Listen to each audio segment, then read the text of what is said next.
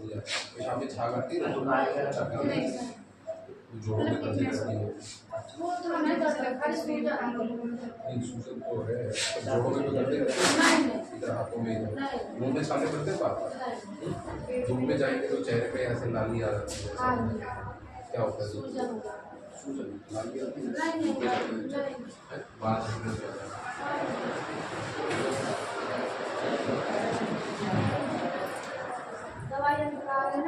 ये तो जोड़ है, पैरों में स्वेलिंग तो है। मैं doctor Mukesh Goyal, kidney specialist nephrologist from Grecian hospital sector 69 Mohali.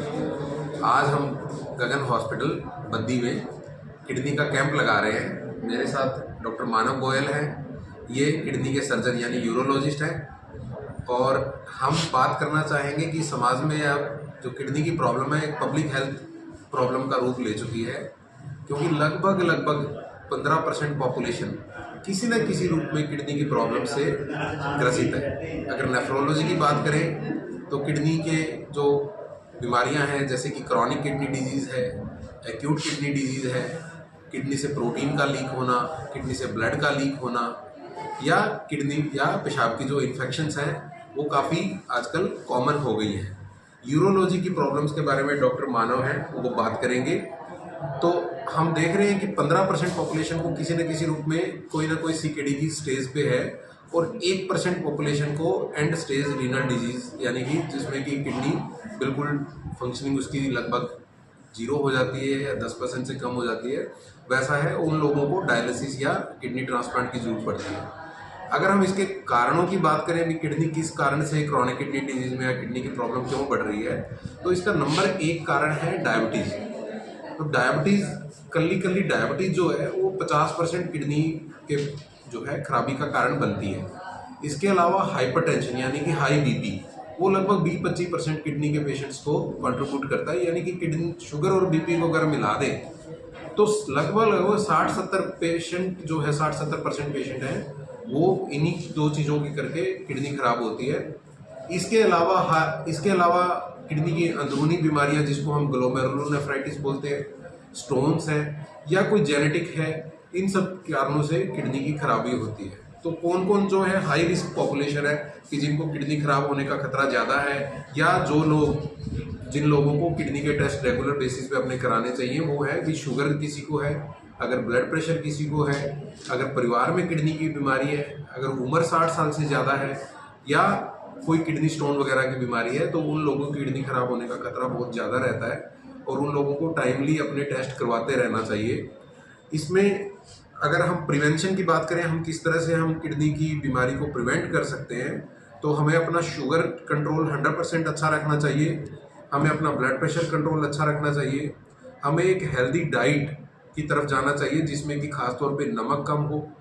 हमें एक अपने आप को फिट रखने के लिए डेली कोई ना कोई एक्सरसाइज का रेजिम, चाहे वो वॉक हो, चाहे जिम है, चाहे किसी और रूप में हमें एक्सरसाइज का एक रेजिम जरूर पकड़ लेना चाहिए। इसके अलावा एक मुख्य कारण जो किडनी खराब होने का वो है पेन किलर्स, जो हम अपने आप से दवाई की दुकान से दवाइयाँ लेके खाते हैं, खासतौर पे पेन किलर्स या अन्य कोई दवाइयाँ या कई बार देसी दवाइयाँ, वो भी हमारी किडनी को बहुत ज़्यादा नुकसान पहुँचाती है।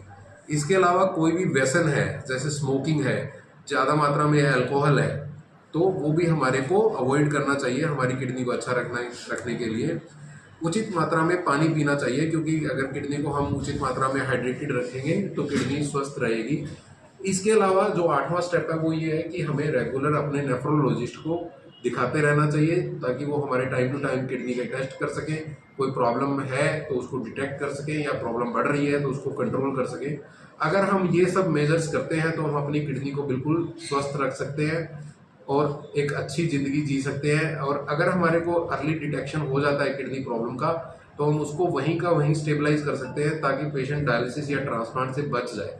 बट फिर भी कोई अगर किडनी बहुत ज़्यादा खराब हो जाती है तो हम पेशेंट को डायलिसिस के जरिए स्वस्थ रख सकते हैं और किडनी ट्रांसप्लांट के जरिए उसको एक नई ज़िंदगी बिल्कुल दे सकते हैं।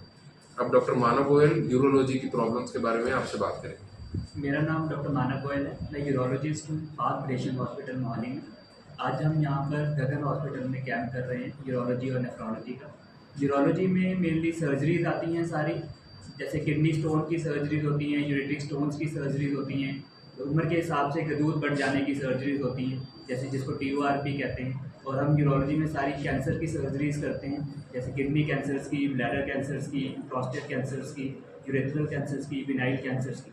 तो मेनली मैं आज आपको रीनल स्टोन्स के बारे में बताना चाहूँगा। रीनल स्टोन जो कि बहुत ज़्यादा कॉमन है हमारी नॉर्थ इंडियन पॉपुलेशन में। मेनली इसका कारण ये है कि हम कम पानी पीते हैं, हमें अपना हाइड्रेशन मेंटेन रखना है, 1.5 से 2 लीटर पानी ज़रूर पीना है हमें। और मेनली नमक मिर्च मसाले वाली चीज़ें कम खानी है हमें, और कार्बोनेटेड ड्रिंक्स, चॉकलेट्स, कैफ़ीन, ये चीज़ें हमें कम करनी है। और मेन जो कारण है जो कि कम पानी पीना है वो हमें मेंटेन रखना है। और हेरिडिटरी और जेनेटिक कॉजेज़ भी रहते हैं रीनल स्टोन्स के, वो हम कुछ कह नहीं सकते किसको होना है। मेनली फैमिली हिस्ट्री अगर हो कि पेरेंट्स को बन रहे हैं तो बच्चे को भी बन सकते हैं। तो हमें बचपन से ही इस चीज़ का ध्यान रखना है, अगर पेरेंट्स को बन रहे हैं तो बच्चों का ध्यान रखना है। हमें कैल्शियम फॉस्फेट कुछ टेस्ट होते हैं, हमें यूरोलॉजिस्ट से मिलना है और सारे टेस्ट करवाने। मेनली हमें हाइड्रेशन का मेंटेन